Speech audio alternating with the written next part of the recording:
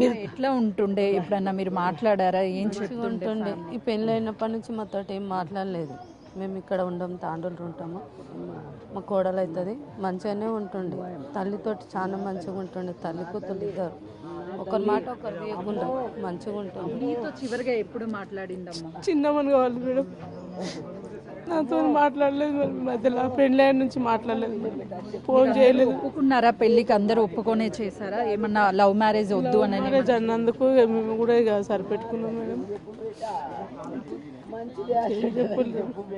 ఏం తెలియని లేరు మాకు. ఆమె ఇష్టపరంగా చేసుకున్నది, ఆమె. జరుగుతున్నటువంటి ఏ విషయాలు, గొడవల గురించి ఎప్పుడు చెప్పలేదు అని చెప్తున్నారు. వాళ్ళంతా ఫ్రెండ్స్ ఉన్నారు. అసలు దేవిక ఎలా ఉంటుంది ఏంటి అని వాళ్ళతో మాట్లాడదాము. ఆ దేవిక ఎలా ఉంటుంది మీతో? అంటే సూసైడ్ చేసుకునే అంత పిరికిగా ఎప్పుడైనా అనుకున్నారా? అస్సలు అమ్మాయి సూసైడ్ కూడా చేసుకునేది కాదు. చాలా ధైర్యంగానే ఉంటుంది మాతో కూడా.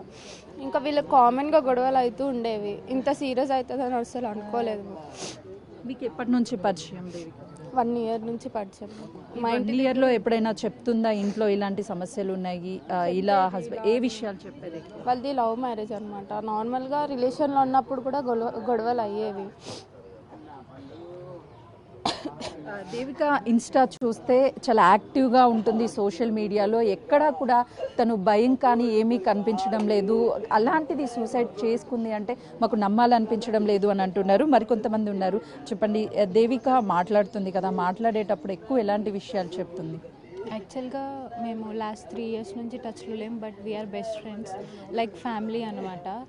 She is very strong. ఎంతసేపు మమ్మీ మమ్మీ కెరియర్, మా మమ్మీని నేను చూసుకోవాలి, ఇలాంటి టైప్. తను చాలా స్ట్రాంగ్. ఒకరిని అట్లీస్ట్ తను బ్రేవ్గా ఉంటుంది, చాలా స్ట్రాంగ్గా ఉండేది. కానీ తను సూసైడ్ చేసుకుందంటే ఇది రాంగ్. వాళ్ళే సంథింగ్ ఏదో చేసి తను చేసుకుందని చెప్పడం తప్ప తను చేసుకుంది అయితే రాంగ్. అసలు తను చేసుకునే పర్సనే కాదు. తన లైఫ్లో ఎన్నో స్ట్రగుల్స్ ఎన్నో చూసింది, కానీ తను చాలా స్ట్రాంగ్ ఉంది. వై? బికాస్ ఆంటీ కోసం తన కోసం ఆంటీ అన్నట్టు ఉండేవాళ్ళు. అలాంటిది అలా చేసుకుందంటే మాకే షాకింగ్గా ఉంది. మేము ఇంకా నమ్మలేక ఉన్నాము ప్రెజెంట్. దేవిక ఎంతో స్ట్రాంగ్గా ఉండేది. ఎప్పుడు వాళ్ళ అమ్మ గురించి ఆలోచించేది.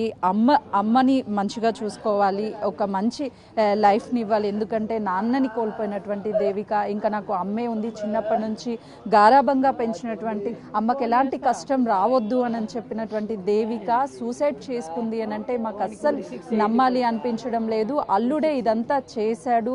కక్షపూరితంగానే మొదటి నుంచి పెళ్ళి అయిన తర్వాత గొడవలు అయ్యాయి. కేవలం చిన్న చిన్న గొడవలుగానే భావించాము. ఇప్పుడు సూసైడ్ చేసుకునేంత వరకు వస్తుంది అని అనుకోలేదు. కఠినంగా శిక్షించాలి, మాకు న్యాయం చేయాలి అంటూ దేవిక తల్లి తన ఆవేదనని వ్యక్తపరుస్తుంది. దేవిక తిరిగి వస్తుంది, మాట్లాడుతుంది అన్న హోప్తోనే ఇంకా తల్లి ఉంది. ఎందుకంటే చిన్నప్పటి నుంచి కళ్ళ ముందు పెంచుకొని చిన్న కష్టం కూడా రాకుండా హై ఎడ్యుకేషన్ చదివించి తన కాళ్ళ మీద తను నిలబడాలి, ఉద్యోగం చేసుకొని నాకు తోడుగా ఉంటుంది అనుకున్నటువంటి దేవిక ఇంత చిన్న కష్టం వచ్చినా సరే ప్రతి కష్టాన్ని ఇంట్లో చెప్పేది. కానీ సూసైడ్ చేసుకుంది అంటే మేము నమ్మట్లేదు. ఖచ్చితంగా అల్లుడే ఇదంతా చేశాడు, తనని శిక్షించాలి, మాకు న్యాయం చేయాలి అంటే తల్లి ఆవేదన వ్యక్తం చేస్తుంది. ప్రసన్న, ఈ సూసైడ్ అసలు దేవిక చేసుకొని ఉండదు అని చెప్పేసి వాళ్ళు చెప్తున్నారు.